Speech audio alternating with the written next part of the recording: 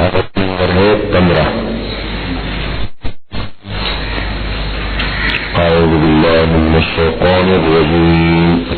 بسم اللہ الرحمن الرحیم. واللاتی یأتین الفاحشة من نسائکم فاستشهدوا علیہن 4 منکم فإن شهدوا فأمسكوهن في البيوت حتى يتوفاهن الموت أو يجعل الله لهن سبيلا. واللذان يأتيانها منكم فآذوهما فإن تابا وأصلحا فأعرضوا عنهما إن الله كان توابا رحيما.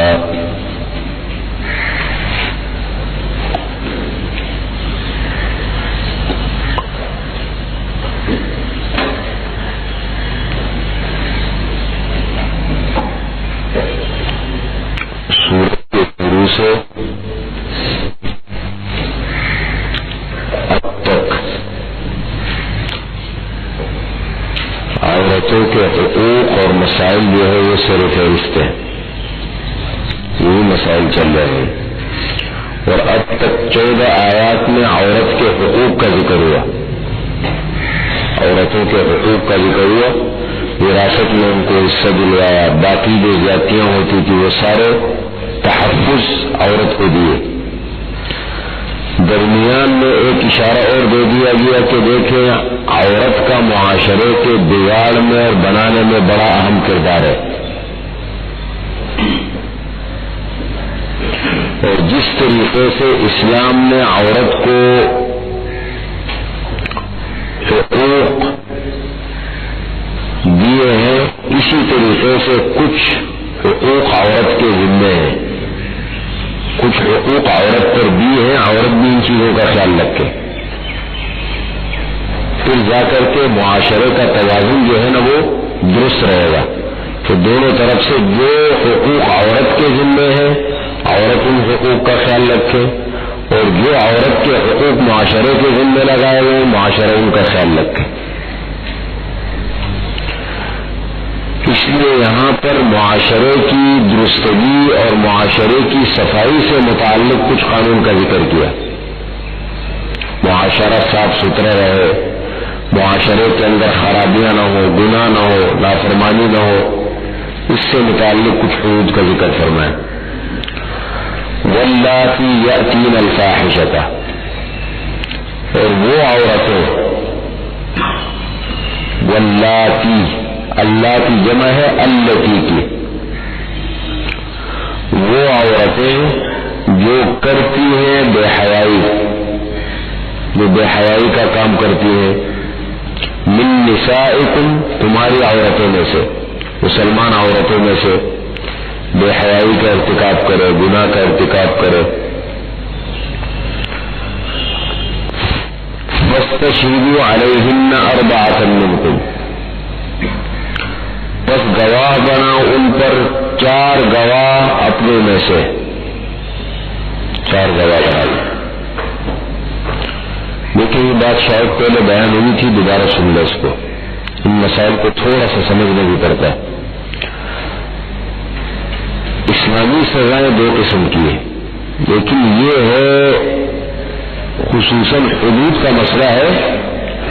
جو سزائیں اللہ تعالی کی طرف سے مقرر ہیں وہ اسلامی حکومت کی ذمہ داری ہے. اگر ایک اسلامی نظام ہو، مکمل اسلامی حکومت ہو، تو ان کی ذمہ داری ہے کہ ان سزاؤں کو صحیح طریقے سے نافذ کرے. ان کو حدود کہا جاتا ہے.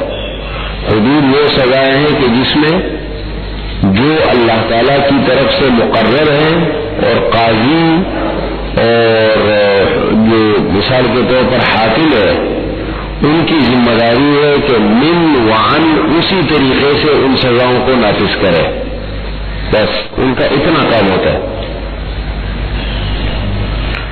اور تعزیرات، بعض سزائیں ایسی ہیں، بعض قسم کے جرم ایسے ہیں معاشرے کو خراب کرنے والے، ماحول کو خراب کرنے والے، کہ اس پر سزا ہے، لیکن کیا سزا ملنی چاہیے اس کا تعین شریعت نے نہیں کیا کہ کیا سزا دو، کس نوعیت کی سزا دو، بلکہ ان کو حاکم وقت ہے، حکومتی وقت ہے، یا مثال کے طور پر جو قاضی ہے ان کے ذمے لگایا ہے کہ وہ حالات موقع مناسبت زمانے کے اعتبار سے جو مناسب سمجھے ایسی سزا دے کہ لوگوں کو اس سے سبق ملے، معاشرہ صاف ہو جائے۔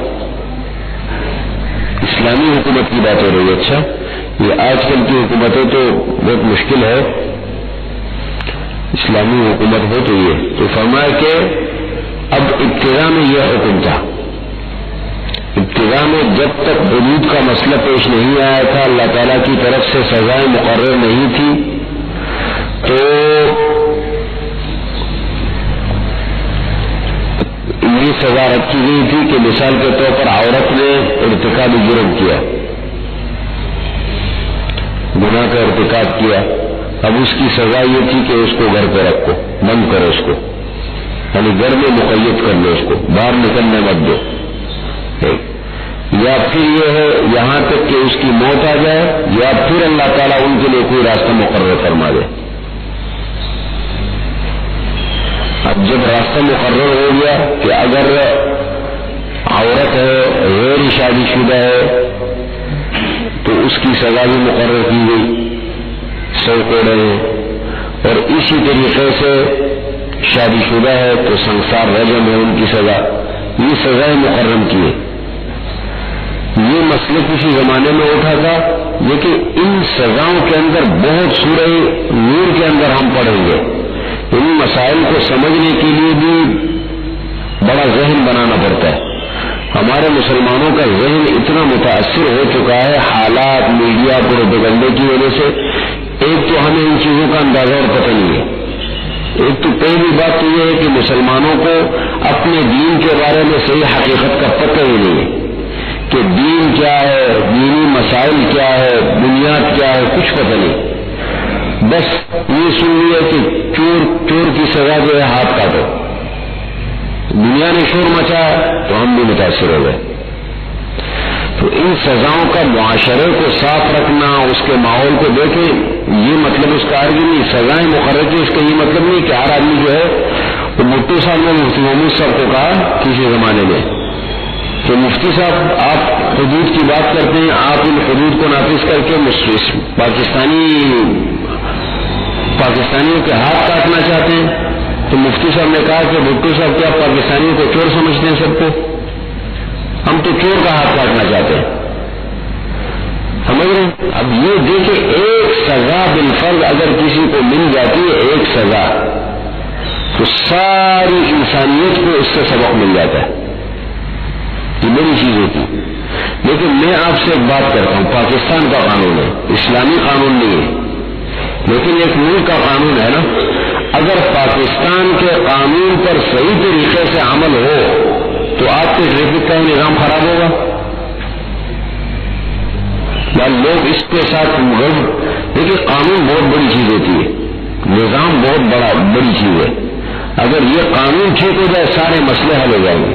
لیکن طالبان کے پیچھے لوگ باتیں کرتے ہیں، لیکن ان کا ماحول دور ہم نے دیکھا، اتنا بگڑا ہوا وہ ماحول، اور پھر افغانیوں کو ٹھیک کرنا، لیکن صرف ان حدود کے یا وہ جو ایک اصول قانون تھا ان کے برکات تھے کہ انہوں نے نافذ کیا اس کو، اور نافذ کرنے والے مخلص لوگ تھے، جو بھی تھا، لیکن بظاہر قانون نافذ کرنے کے برکات آپ نے دیکھے کہ ایک حکم دیا کہ بھائی یہ جو پوسٹ کی کاشت ہے یہ مت کرو، ایک حکم کے ساتھ سب پورے افغانستان کے اندر اس کو بند کر دیا گیا۔ اسی طریقے سے چوریاں نہیں ہوتی تھی۔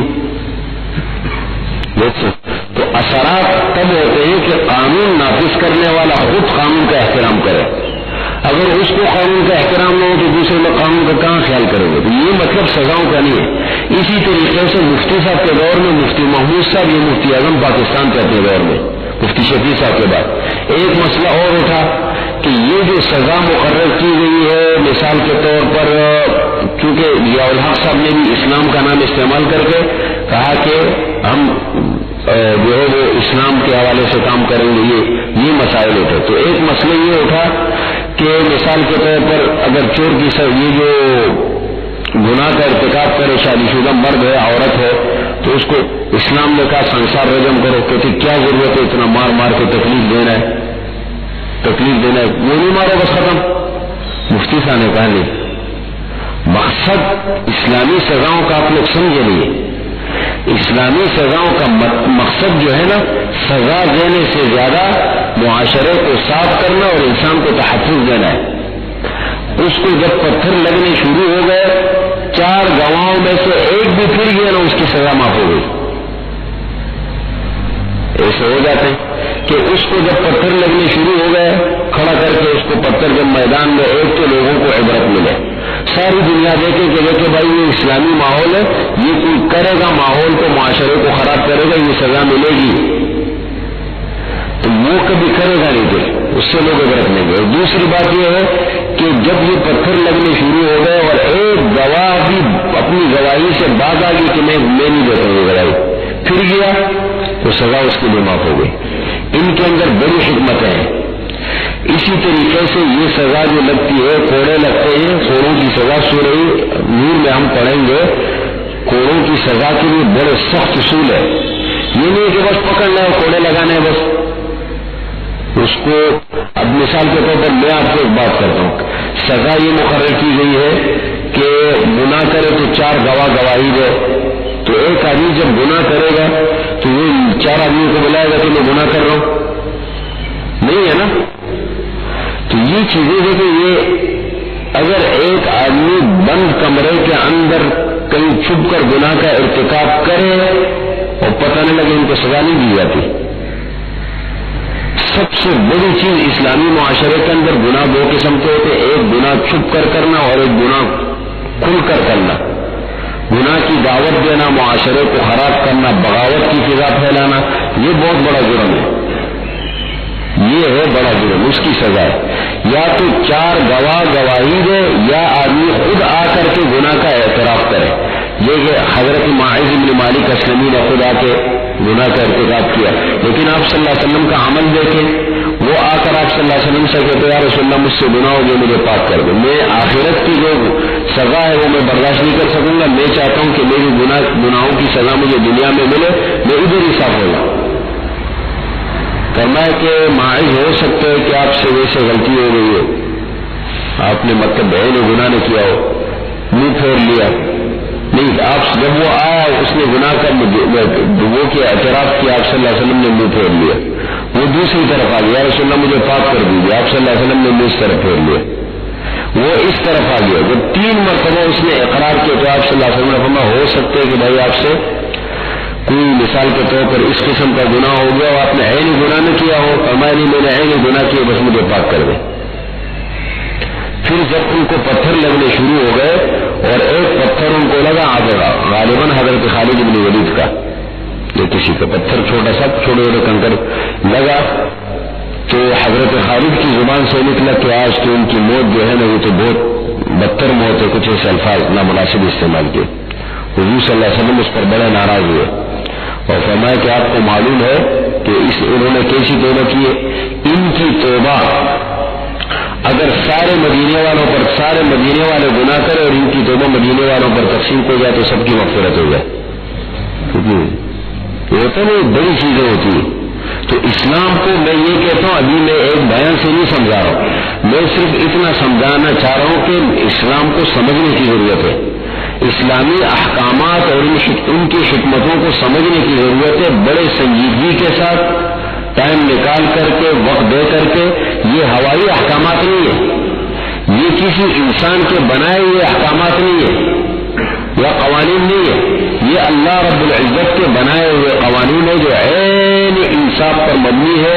آپ کا معاشرہ جتنا صاف ستھرا رہے گا اتنا دماغ آپ کا صاف ستھرا ہوگا, آپ بڑی یکسوئی کے ساتھ اللہ کی بندگی عبادت بھی کریں گے اور اسی طریقے سے دنیا کا ماحول بھی صاف ستھرا چلے گا.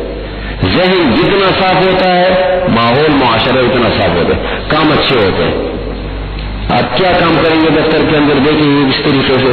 اب کوئی ایجوکیشن کے اندر بچے کیا پڑھیں گے, ہمارے بچے کا دماغ کیا, جب لڑکا لڑکی بیٹھ کر کے وہاں سارے جو ہے وہ ماحول خراب ہے. جتنا ماحول صاف ہوتا ہے اتنا دماغ صاف ستھرا ہوتا ہے, اس کے اثرات ہوتے ہیں. اور ان چیزوں کو سمجھنے کی بہت سنجیدگی کے ساتھ ضرورت ہے. تو یہاں پر دیکھیں یہ سزا کیا مقرر کی یہ معاشرے. عورتوں کو حقوق دیے، ہے نا؟ سب سے زیادہ سورہ نساء کے نزول کا مقصد کیا ہے؟ عورتوں کے حقوق کا تحفظ، اتنے بڑے بڑے حقوق ان کو دیے، لیکن ساتھ ساتھ یہ بھی بتا دیے کہ تم معاشرے کے بنانے بگاڑنے میں بڑا مؤثر کردار ہے تمہارا، اس کا بھی خیال رکھو۔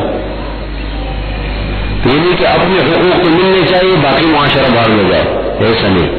فرمایا واللاتی یاتین الفاحشۃ، اور وہ عورتیں جو کرتی ہیں بے حیائی، من نسائکم، تمہاری عورتوں میں سے، فاستشہدوا علیہن اربعۃ منکم، بس گواہ بنا لو ان پر 4 اپنے میں سے، فإن شہدوا، بس اگر وہ گواہی دے گئے، فامسکوہن فی البیوت، پس روک لو ان عورتوں کو گھروں میں روکو، ان کو روک کے رکھو، یہ شروع کا حکم تھا۔ او یجعل اللہ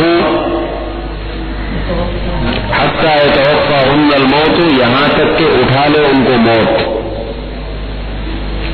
او یجعل اللہ لہن سبیلا، یا بنا دے اللہ تعالیٰ ان کے لیے کوئی راستہ۔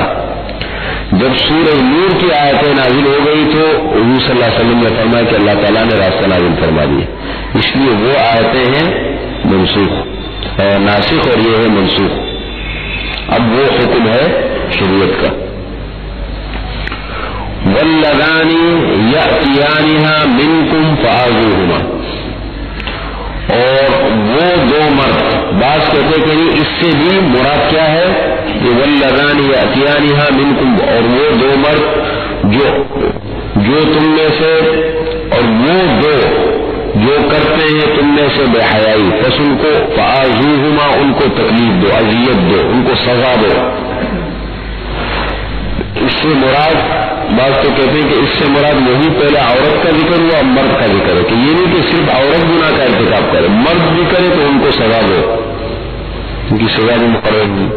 لیکن صحیح ہے کہ اس سے مراد دوسرا 2 مرد آپس میں جو گناہ کا ارتکاب کرتے ہیں، اس سے وہ مراد ہے، جس کو لواطت کہتے ہیں، کہ اگر اس قسم کا گناہ کوئی معاشرے کے اندر کرے تو ان کو سزا دو، اور ان کے لیے حد نہیں ہے، ان کے لیے حد نہیں ہے، بلکہ ان کے لیے سزا مقرر کی گئی ہے تعزیر۔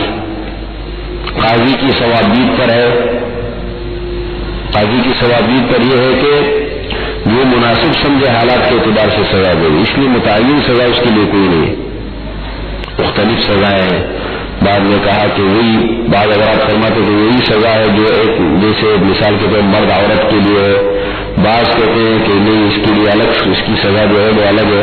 بہرحال مختلف اقوال ہے، سزا اس میں نہیں ہے شریعت کی طرف سے، جو قاضی مناسب سمجھے حالات موقع مناسبت کے اعتبار سے۔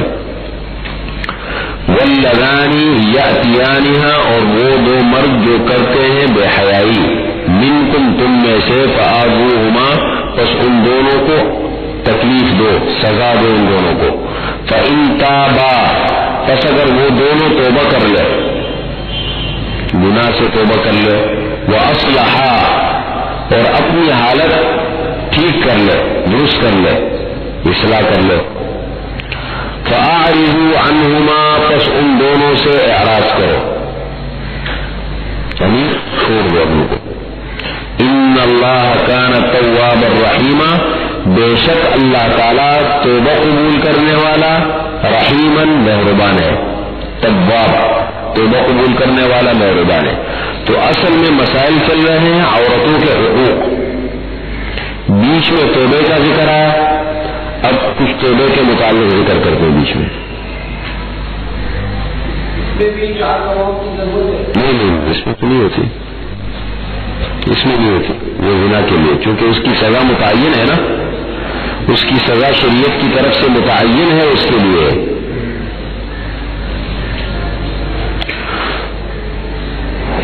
یہ بیچ میں توبے کا ذکر ہے، ان اللہ کان توابا رحیما۔ تو دیکھیں انسان سے گناہ ہوتے ہیں، مختلف قسم کے گناہ ہو جاتے ہیں۔ گناہ 2 قسم کے ہوتے ہیں، ایک چھپ کر ہو اور ایک علانیتاً ہو۔ انسان سے چھپ کر بہت بڑے بڑے گناہ ہو جاتے ہیں۔ علانیتاً کا مطلب یہ ہے کہ بعض لوگ ایسے ہوتے ہیں وہ گناہ اتنی جرأت کے ساتھ کرتے ہیں معاشرے کے اندر اور اتنی پوری اس کے ساتھ کرتے ہیں کہ اس سے معاشرہ خراب ہوتا ہے۔ یہ تو اللہ کے یہاں بھی ناقابل معافی جرم ہے اور شرعاً بھی۔ اسے مثال کے طور پر کبھی کبھی ایک انسان، اس کو کہتے ہیں مجاہر، حضور صلی اللہ علیہ وسلم فرماتے ہیں نا کل امتی معافن الا المجاہرین، میری ساری کی ساری امت کو معافی مل سکتی ہے مگر مجاہر کے لیے معافی نہیں۔ مجاہر کا مطلب یہ ہے کہ جو معاشرے کو اتنا خراب کرے کہ گناہ کی دعوت دے معاشرے کو، شراب کی کھلی دعوت دے، سر عام بیٹھ کے پیتا ہے، یا مثال کے طور پر عام لوگوں کے سامنے دعوت دیتا ہے، یا مثال کے طور پر ارتکاب جرم گناہ کا ارتکاب کرتا ہے سر عام، یہ اس قسم کے جرائم ہے کہ اس کی سزا بڑھ جاتی ہے۔ اگر اسلامی حکومت میں ایسا کسی نے کہ اس کی سزا پھر اور سخت ہے، تو اور سخت ہو جاتی ہے، اس لیے کہ یہ ہے مجاہر، یہ اس کو کہتے ہیں ڈیٹ، اور پھر دوسری بات معاشرے کو خراب کرنے والا۔ اور ایک گناہ ہوتے ہیں انسان چھپ کر لیتا ہے، پتہ بھی نہیں لگتا، نہیں اسلامی حکومت کو پتہ لگا، یہ انسان اور اللہ کا اپنا معاملہ ہے، گناہ تو ہے نا۔ اگر ایک انسان چھپ کر گناہ کرتا ہے اور اس کو یہ احساس ہے کہ میں گناہ کر رہا ہوں، تو ایک تو ایسے آدمی کو توبے کی توفیق مل سکتی ہے، اس لیے کہ وہ گناہ کو گناہ سمجھ رہا ہے، گناہ کو گناہ سمجھتا ہے۔ اور دوسری بات یہ ہے کہ ایسے آدمی کو توبے کی توفیق مل سکتی ہے۔ اب توبے کے لیے کیا شرائط ہے اس کا ذکر کیا کہ توبے کے مقصد کو بھی سمجھو۔ انما پختہ بات ہے، التوبۃ توبہ، یعنی انما پختہ بات ہے التوبۃ، توبے کی قبولیت۔ اصل بات ہے توبے کی قبولیت کی کہ کن لوگوں کی توبہ اللہ تعالیٰ قبول فرماتے ہیں۔ التوبۃ توبہ، قبول کرنا، علی اللہ، اللہ تعالیٰ کے ذمے، وہ کن لوگوں کا ہے؟ للذین، ان لوگوں کے لیے جو کرتے ہیں برائی، بجہالت، نادانی میں،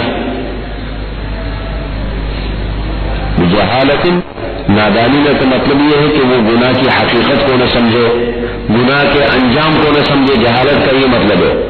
ظاہر بات ہے جو آدمی گناہ کرتا ہے تو اس کو یا تو گناہ کی حقیقت کا پتہ نہیں ہوتا، یا پھر بسا اوقات وہ پوری طور پر گناہ میں ایسا گرفتار ہو جاتا ہے کہ اسے پتہ ہی نہیں لگتا، انجام سے بے خبر ہو جاتا ہے، جہالت۔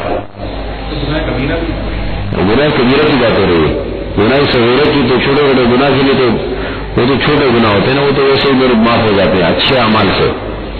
توبہ کرنا یہ گناہ کبیرہ کے لیے، اگر گناہ کبیرہ کا ارتکاب کیا بڑے گناہوں کا اور توبہ نہیں کی تو پھر آخرت میں سزا ملے گی۔ بڑے گناہوں کے لیے توبہ ضروری ہے۔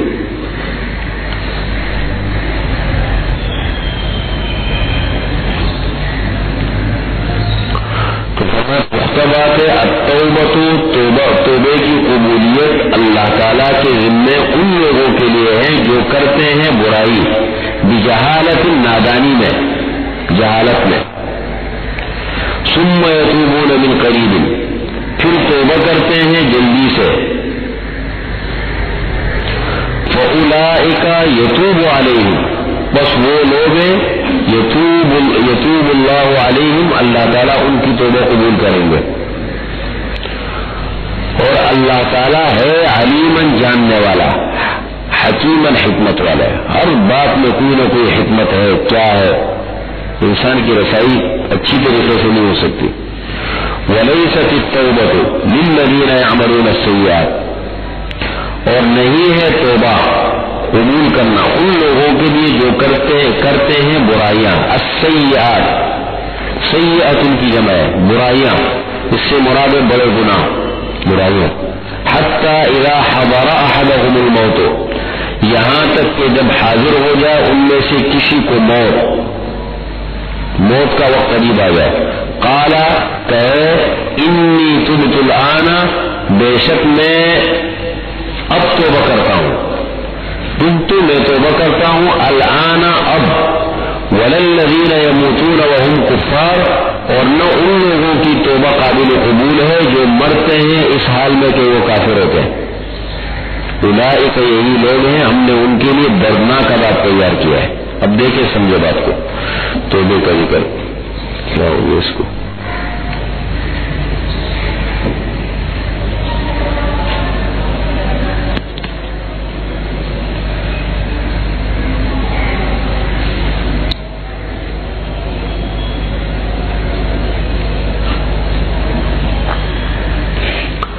اچھا توبے کا مسئلہ.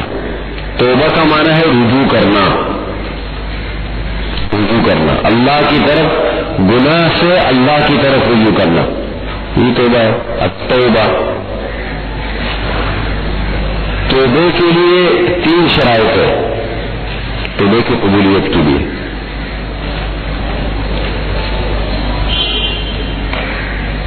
تین شرائط ہے. کیا؟ نمبر 1, سب سے پہلی چیز ہے جس گناہ میں مبتلا ہے اس گناہ کو فوراً چھوڑے, اس کو چھوڑ دے. اب چھوڑنے کا یہ مطلب نہیں ہے کہ مستقبل میں پھر اس سے نہ ہو, پھر بھی ہو سکتا ہے انسان سے. جب تک انسان ہے گناہ ہو سکتا ہے. کل بنی آدم خطاء وخیر الخطائین التوابون. حضور صلی اللہ علیہ وسلم فرماتے ہیں کہ ہر بنی آدم وہ جو ہے نا خطا کرنے والا ہے, غلطی کرنے والا ہے, اور بہترین انسان وہ ہے جو گناہ کرے. مطلب یہ نہیں, بہترین انسان وہ ہے جو توبہ کرے, گناہ ہو اس سے فوراً توبہ کرے. تو گناہ تو ہے, مطلب یہ ہے کہ فوراً اس گناہ کو چھوڑے, وقتی طور پر گناہ کو بالکل دل سے چھوڑ دے. اور دوسری بات یہ ہے کہ ندامت ہو, دل میں ندامت. توبہ کہتے ہیں حدیث میں التوبۃ الندم. توبہ در حقیقت کس چیز کا نام ہے؟ ندامت اور پشیمانی کا. انسان کو احساس ہو گیا انہوں نے کیا کیا. اکثر دل سے, یہ اللہ اور بندے کا معاملہ ہے. ندامت پتہ لگتا ہے دل سے کر رہا.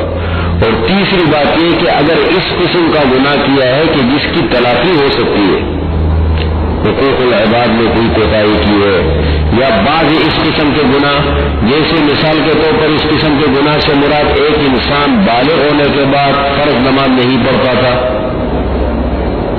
نمازوں کی پابندی نہیں کرتا تھا, یا زکوٰۃ فرض تھی اس کے اوپر اس نے زکوٰۃ نہیں دی, روزے فرض تھے روزے نہیں رکھے, حج نہیں کیا اب تک احساس, اور اب احساس ہو گیا. اب یہ دیکھیں مسلمان ہے, اگر ان کی تلافی, یہ ایسے گناہ ہے کہ ان کی تلافی ہو سکتی ہے, ان کی تلافی کرے, نمازوں کی قضا شروع کر دیں. یہ ایک مسئلہ کسی نے بھائی آج کل نئے نئے مسئلے لوگ چھوڑتے ہیں, لیکن وہ کافر, ایک ہے کافر اور ایک ہے مسلمان, فرق ہے دونوں میں, سمجھ رہے؟ ہاں, کافر ہے اور فاسق ہے. فاسق مسلمان. کافر تو یہ ہے کہ اگر وہ تو شریعت کا مکلف ہی نہیں ہے, وہ تو پہلے مسلمان ہو جائے, مسلمان ہونے کے بعد اب اسلامی احکام اس کی طرف متوجہ ہو گئے, اب وہ عمل کرنا شروع کرے. اور ایک مسلمان ہے جب وہ بالغ ہو گیا, وہ احکامات کا مکلف ہو گیا ہے, اب وہ نہیں ادا کرتا ہے, یہ اس کی اپنی کمزوری ہے. اگر اس کو توبے کی توفیق مل جاتی ہے تو اس کے لیے ضروری ہے کہ ان گناہوں کی تلافی کرے کہ جس کی تلافی ممکن ہے, تلافی ان کی ہو سکتی ہے. سمجھ رہے اس بات کو؟ یہ بڑا اہم ہے. آج کل یہ بعض لوگوں نے یہ مسئلہ اٹھایا ہوا ہے, کہتے نہیں جی بس توبہ کر لو ختم, معاف ہو جاتے. نمازوں کی قضا کس طریقے سے کرے, تھوڑا تھوڑا کر کے, اس میں انسان خود مختار ہے, جتنی توفیق ملتی ہے, جب بھی موقع ملا 4 رکعت پڑھ لیے, بھائی عصر کی طرف سے ملا ادا کر دی, زور کی طرف سے, جیسے جیسے موقع ملتا رہے. بلکہ اگر ایسی عادت ہم اپنی بنا لیں, میں نوافل پڑھتا ہوں, الحمدللہ میری نمازیں بہت کم چھوٹی ہیں, مجھے نہیں معلوم کہ میری نمازیں کبھی چھوٹی, اس لیے کہ ہمارا ماحول دینی ماحول تھا, ابتدائی سے عادت ایسی بنائی گئی کہ نمازیں, یعنی نماز چھوٹی بھی ہے قضا کی, لیکن پھر بھی میں کیا کرتا ہوں, دیکھیں اسلام سیکھنے کا یہ فائدہ ہوتا ہے, میں نوافل پڑھتا ہوں نا تو اس میں قضا کی نیت کر لیتا ہوں بعض نوافل میں, تو بالفرض اگر میری کوئی نماز رہ گئی تھی, نوافل میں قضا کر سکتے ہیں. سنت غیر مؤکدہ اور نفل نمازوں میں قضا کی نیت کر سکتے ہیں. سنت مؤکدہ چونکہ مستقل نماز ہے, سنت معقدہ، کیونکہ مستقل نماز فرض ہے، واجب ہے، ان میں دوسری نماز کو شامل نہیں کر سکتے۔ نوافل کے اندر سنت غیر، آپ مسجد کے اندر آ گئے اور مثال کے طور پر ٹائم باقی ہے، تحیۃ المسجد بھی آپ پڑھنا چاہتے ہیں، تحیۃ الوضو بھی سب پڑھنا چاہتے، ایک ہی نیت کے ساتھ دونوں پڑھ لو، ایک ہی دو رکعتوں میں دونوں کا ثواب مل جائے گا۔ اس قسم کے مثال کے طور پر سنت غیر مؤکدہ اور نوافل کے اندر اس کی نیت کر سکتے ہیں۔ آپ نفل پڑھے اس کے ساتھ کہ میں اس کی نیت کر رہا ہوں قضا کی، اور اس کے نفل کا ثواب بھی مل جائے گا، دونوں ہو جائیں گے۔ لیکن تلافی کرنی چاہیے، اپنی عادت اگر تھوڑی سی بنا لے، نمازیں چھوٹ گئی ہے، جو لوگ جیسے مثال کے طور پر جن کا ہم سے واسطہ پڑتا ہے ان کو سمجھانے کے لیے یوں کہے کہ بھائی آپ جلدی نماز کے لیے چلے گئے اور سنتوں سے پہلے 4 رکعت مثال کے طور پر زور کی پڑھ لی قضا کی وجہ سے، تھوڑا تھوڑا کر کے، اب اندازہ نہیں آدمی کو کہ کتنی نمازیں میری چھوٹی، بس تھوڑا تھوڑا کر کے پڑھتا رہے، تھوڑا تھوڑا کر کے پڑھتا رہے، جتنی توفیق اللہ تعالیٰ دے۔ اس کا مطلب یہ بھی اللہ کی بڑی نعمت ہے کہ احساس ہے اس کو، اس کا ہی تو اس میں اس کی نیت کر لے، فجر کی نیت کر لے، وہ سنت غیر مؤکدہ ہے، جیسے عصر سے پہلے کی 4 رکعتیں، عشاء سے جو پہلے کی 4 رکعتیں، اس میں آپ نے اس کی نیت کر لی۔ یہ بھی تو بات ہے، جو سنت پڑھتا ہے وہ فرائض کی کمی ہوئی ہے اس کو کمپنسیٹ ہو جاتی ہے،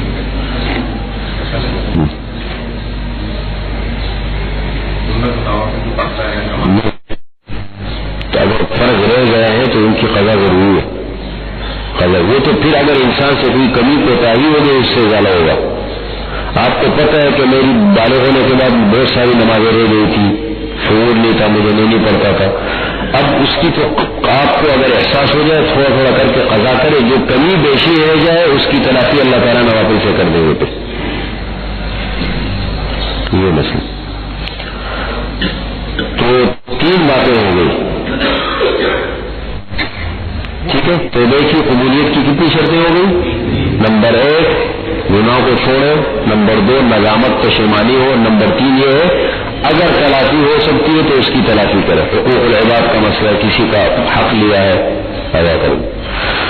انما پختبات التوبۃ، توبے کی قبولیت، توبہ قبول کرنا اللہ تعالیٰ کے ذمے ان لوگوں کے لیے ہے جو کرتے ہیں السوء برائی، بجہالت نادانی اور جہالت کی وجہ سے، ثم یتوبون من قریب، پھر وہ توبہ کرتے ہیں جلدی سے، من قریب سے جلدی سے، فاولئک، پس وہ لوگ ہیں یتوب اللہ علیہم، اللہ تعالیٰ ان کی توبہ قبول کریں گے، وکان اللہ علیما حکیما، اور اللہ تعالیٰ جاننے والا ہے، حکمت والا ہے۔ ولیست التوبۃ، اور نہیں ہے توبہ ان لوگوں کے لیے جو کرتے ہیں السیئات، برائیاں، حتی اذا حضر احدہ الموت۔ دیکھیں یہ ایک اور بات کی طرف اشارہ کر دیا، توبہ انسان ہوش و حواس میں جب بھی کرے، 80 سال تک اللہ کی نافرمانی کرتا رہا اور آخر میں ہوش و حواس میں اس نے توبہ کی، وہ بھی قابل قبول ہے۔ جب ہوش اور حواس ختم ہو جائے اب اس کے بعد توبہ قابل قبول نہیں۔ غرارے کی مثال کے طور پر نظر کی حالت شروع ہو گئی تو ہوش میں نہیں رہتا انسان، تو اس میں توبہ قابل قبول نہیں۔ اور یہ جو ایک سوچ ہے کہ ٹھیک ہے بعد میں کر لیتے ہیں، بعد میں دیکھیں گے، یہ بھی بہت غلط سوچ ہے۔ بعد میں کر لیں گے، چلو ابھی میرے پاس ٹائم نہیں ہے، بعد میں ٹائم نکال کے اس کو کریں گے، یہ بھی بڑی غلط سوچ ہوتی ہے۔ بھائی جتنا کر سکتے انسان کو کرنا چاہیے، سمجھتے ہیں نہیں؟ بعض لوگوں یہ ایک معاشرے میں بڑی بات مشہور ہو گئی، یار مجھے تو ٹائم نہیں ملتا، ابھی ٹائم ہے نہیں۔ ایک نوجوان میرے پاس آیا کچھ مسئلہ لے کر، میں نے کہا دیکھو کیا کرتے ہیں، کہاں رہتے کہ میں وہاں رہتا ہوں، میں لندن سے پڑھتا ہوں، تم باتیں میں نے کہا دیکھو آپ ایک کام کر لیں، آہستہ آہستہ اپنا نماز شروع، باتیں ہو رہی تھی مجلس میں، کہتے ہیں ہاں میں بھی بہت سوچ چکا ہوں کہ اب نماز شروع کرنی چاہیے، بس وہ تھوڑے 2-3 مسائل ہیں جو تلاش کر رہا ہوں ابھی، تو کام مل گیا مجھے تو انشاءاللہ میں نمازیں شروع کر دوں گا۔ پھر تو میں نے کہا کیا اس کی ضمانت دیتے آپ زندہ رہیں گے؟ کہتے نہیں وہ تو نہیں، لیکن اصل میں بعض چیزیں بہت ضروری ہے، جب تک اس کی ترتیب نہیں بنے نمازوں کی ترتیب نہیں بنتی۔ عجیب عجیب لوگ ہوتے ہیں نا، یہ معاشرے میں لوگوں میں مشہور ہے، 2 چیزیں بہت مشہور ہے نا، ایک تو یہ ہے کہ میں ٹائم نکالوں گا ترتیب بنا کر کے میں پھر شروع کروں گا. تو اس قسم کی چیزوں کے لیے یہ کہہ سکتے میں تفسیر میں آنا چاہتا ہوں، میں اپنی سیٹنگ کر کے وقت نکال کے میں آؤں گا، یہ بات تو سمجھ. لیکن جو مثال کے طور پر فرائض ہے، فرائض کے بارے میں آپ کیسے کہتے ہیں؟ چلو یہ تو فرض نہیں ہے، لیکن نمازوں کے بارے میں یا فرائض کے بارے میں آپ کیسے کہتے ہیں کہ ٹھیک ہے ٹائم نکالوں گا پھر کروں گا؟ ایک بات ہے.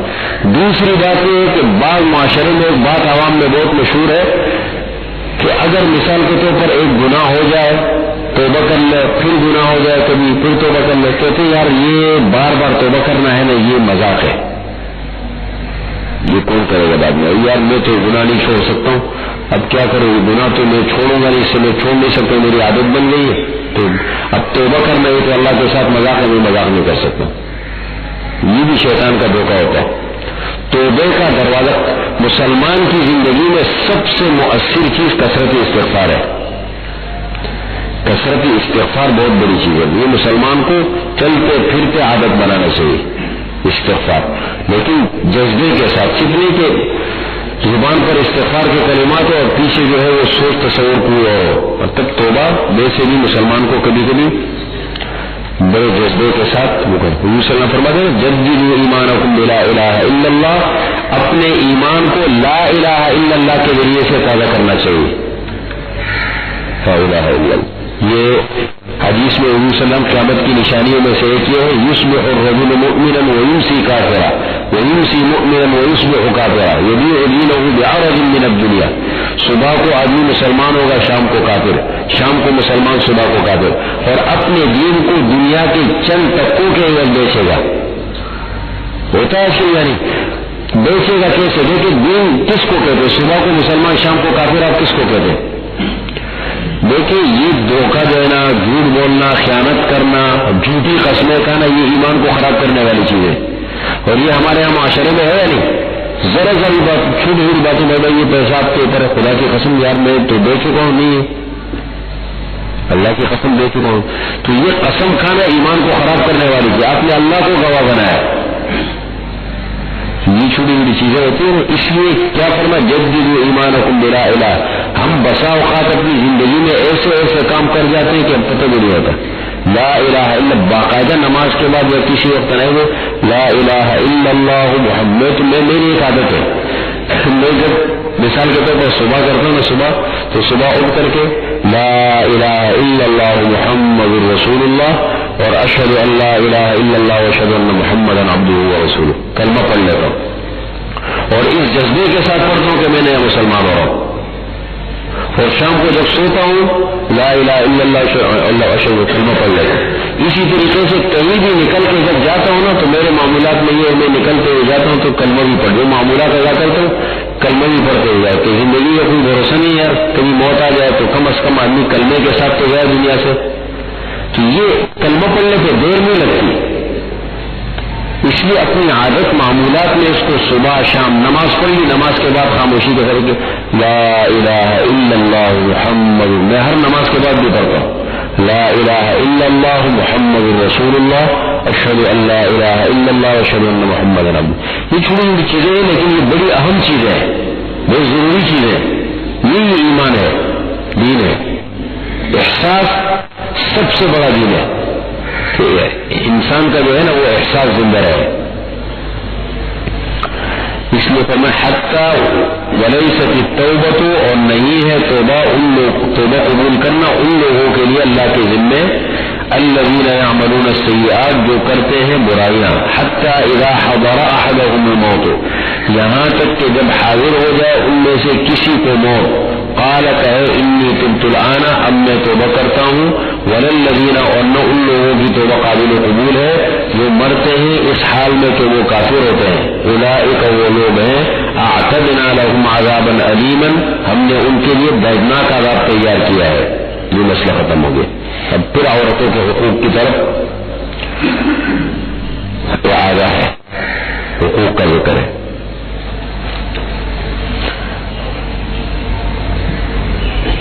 زمانے جاہلیت میں عورت کے ساتھ مختلف قسم کی زیادتیاں ہوتی تھی. اب زبردستی نکاح کرا دی، لیکن یہ بھی بڑے مسئلے ہوتے. اس دن ایک مسئلہ آیا، دو رشتے داروں کی شادی تھی تو کہنے لگے لڑکے نے آ کر کے کہا، لڑکی کے والد کو بھی کہا، والدہ کو بھی کہا، اپنے والد والدہ کو بھی کہا کہ مجھے فلاں جگہ پر نکاح نہیں کرنا ہے. ختم بھائی، جب لڑکا لڑکی بالغ ہے تو مت کرو.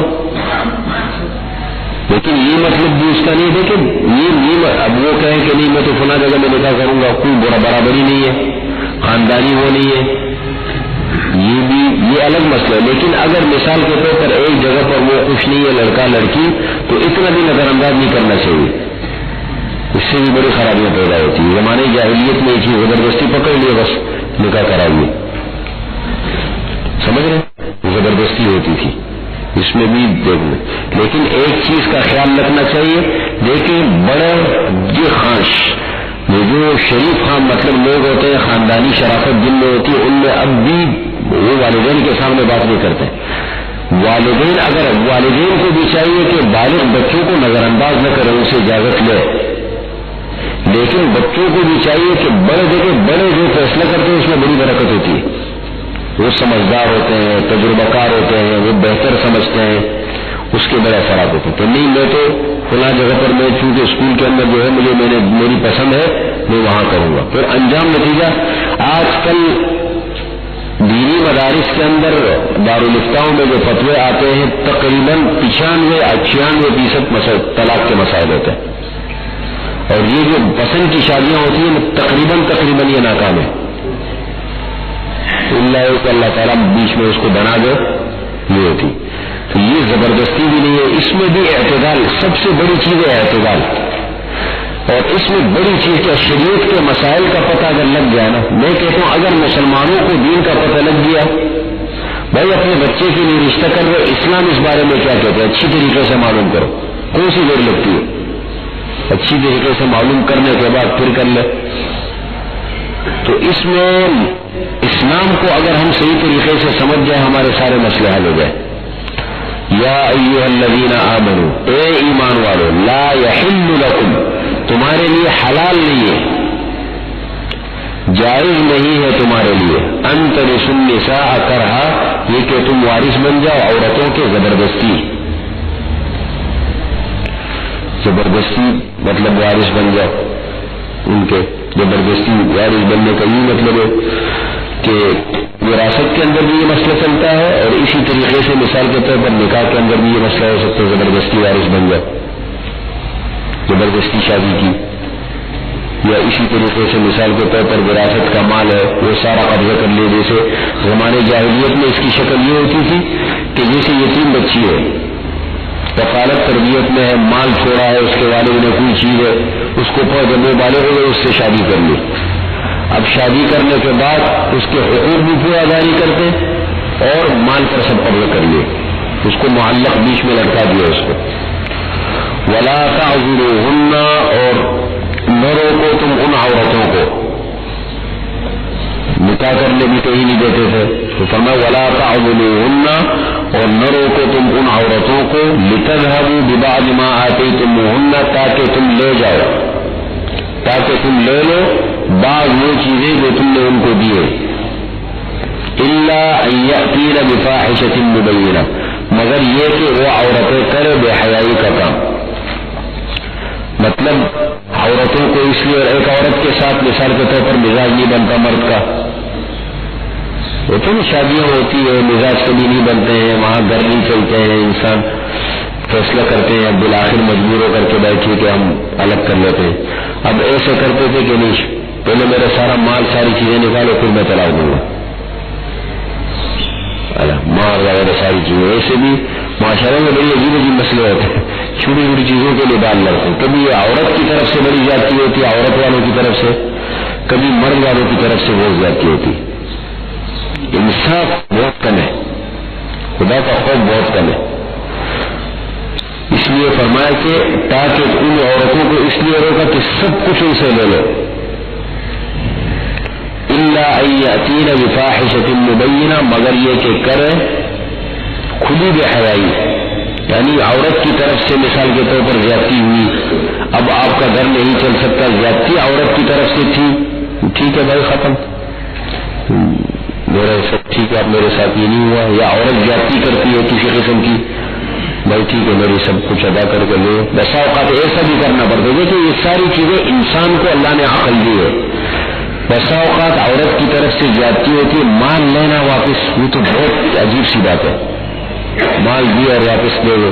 لیکن بسا اوقات عورت والوں کی طرف سے ایسی زیادتی ہوتی ہے کہ انسان کو مجبور, ٹھیک ہے بھائی مجھے مال وال نہیں چاہیے, مال کوئی چیز نہیں ہے, لیکن ان سے لے لو, کسی غریب کو دے دو لیکن ان سے لے لو. بسا اوقات یہ بھی کرنا بھائی, کبھی آپ کسی کو قرض دے دو, پیسہ کوئی بڑی چیز نہیں ہوتی ہے, لیکن کبھی انسان کی حرکت ایسی خراب ہوتی ہے اور اس کی عادتیں یا پھر ان کا ماحول اتنا خراب ہوتا ہے کہ انسان کہتے ہیں کہ بھائی لے لو ان سے, کسی غریب کو دے دو لیکن ان سے لے لو. تو کبھی کبھی تنبیہاً یہ چیزیں لینی پڑتی ہے.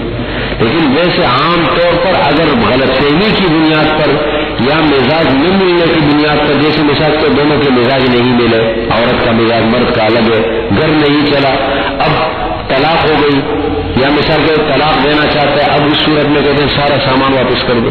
یہ چھوٹی چھوٹی چیزیں بیچ میں نہیں لائی جاتی.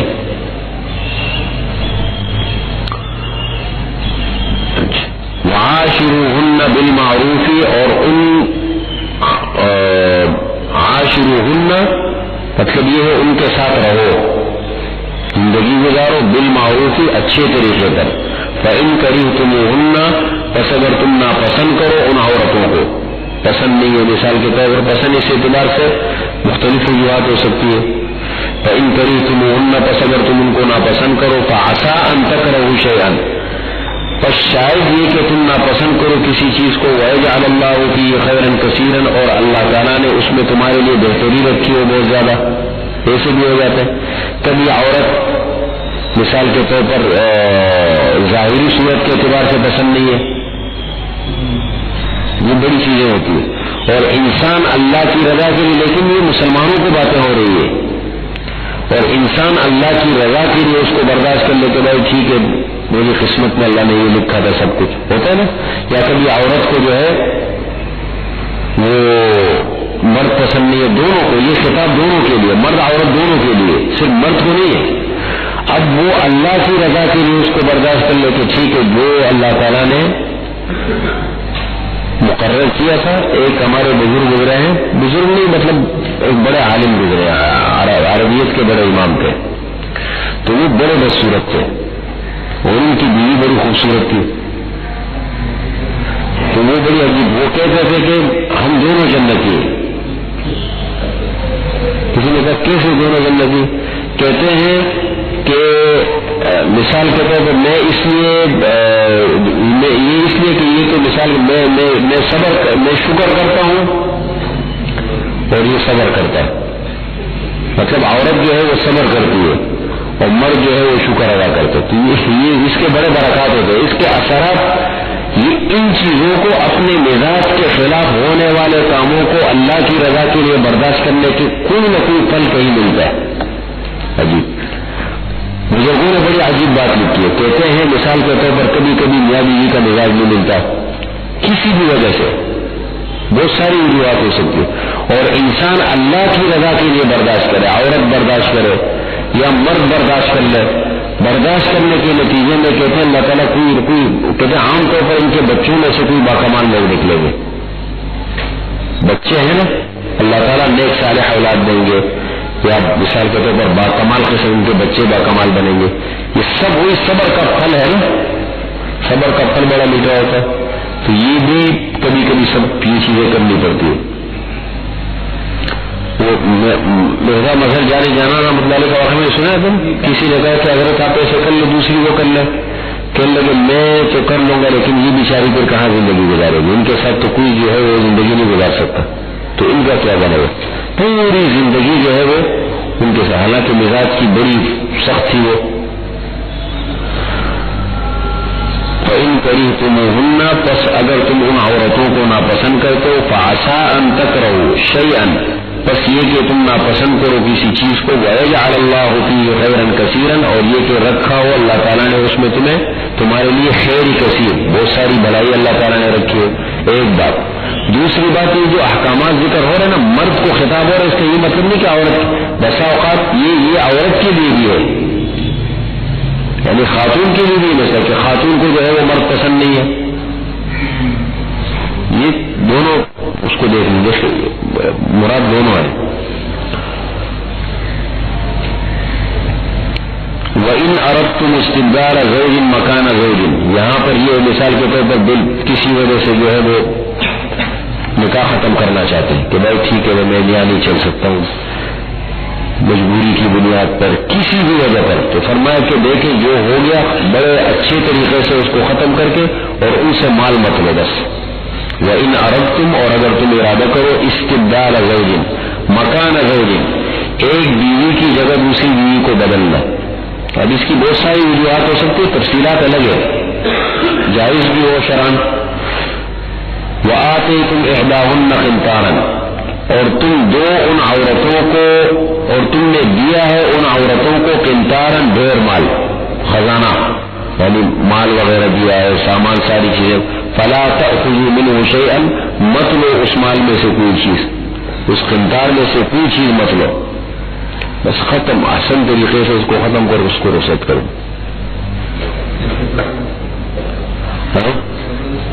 بالکل. اتأخذونہ بہتانا واسما مبینا، کیا تم لیتے ہو اس مال کو بہتان کے طور پر اور بڑے گناہ کے طور پر؟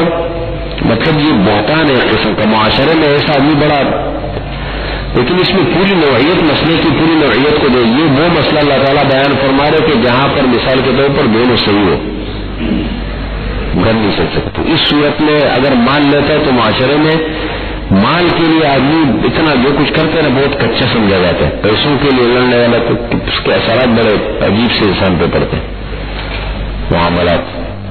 اور دوسری بات یہ ہے وہ اسم مبین، کھلے گناہ کے طور پر تم لیتے ہو اس کو، کھلے گناہ کے طور پر گناہ بھی ہے، اللہ کے ہاں بھی اچھا نہیں اور انسانوں میں بھی انسان کا مقام گر جاتا ہے. وَكَيْفَ تَأْخُذُونَهُ، اور کیسے تم لیتے ہو وہ مال ان عورتوں سے. وَقَدْ أَفْضَىٰ بَعْضُكُمْ إِلَىٰ بَعْضٍ، اور تحقیق مل چکے ہیں تمہارے بعض کی طرف. مل چکے کا مطلب یہ ہے کہ زندگی وقت گزارا ہے دونوں نے مل کر کے. وَأَخَذْنَ مِنْكُمْ مِيثَاقًا غَلِيظًا، اور ان عورتوں نے لیا ہے تم سے پکا وعدہ. میثاقاً غلیظاً، نکاح کے موقع پہ کیا ہوتا ہے؟ دو گواہ ہوتے ہیں، دو گواہوں کی موجودگی میں ایجاب و قبول ہوتا ہے، اور پھر باقاعدہ کو کیا شرطیں طے ہوتی ہے، تقویٰ کی آیتیں پڑھی جاتی ہیں ساری. پکا وعدہ تم سے لیا ہے. اس یہاں تک ختم. آگے محرمات نکاح کا ذکر ہے، وہ خواتین جن سے نکاح حرام ہے، تفصیل کے ساتھ ان کا ذکر ہے.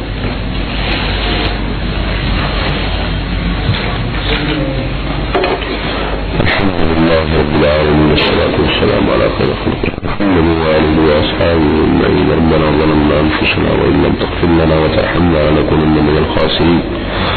ربنا آتنا في الدنيا حسنة وفي الآخرة حسنة وقنا عذاب النار. ربنا اغفر لنا ولإخواننا الذين سبقونا بالإيمان ولا تجعل في قلوبنا غلا للذين آمنوا ربنا إنك رؤوف رحيم. اللهم إنا نسألك العفو والعافية والمعافاة الدائمة في الدين والدنيا والآخرة. سبحان ربك رب العزة عما يصفون، سلام على المرسلين.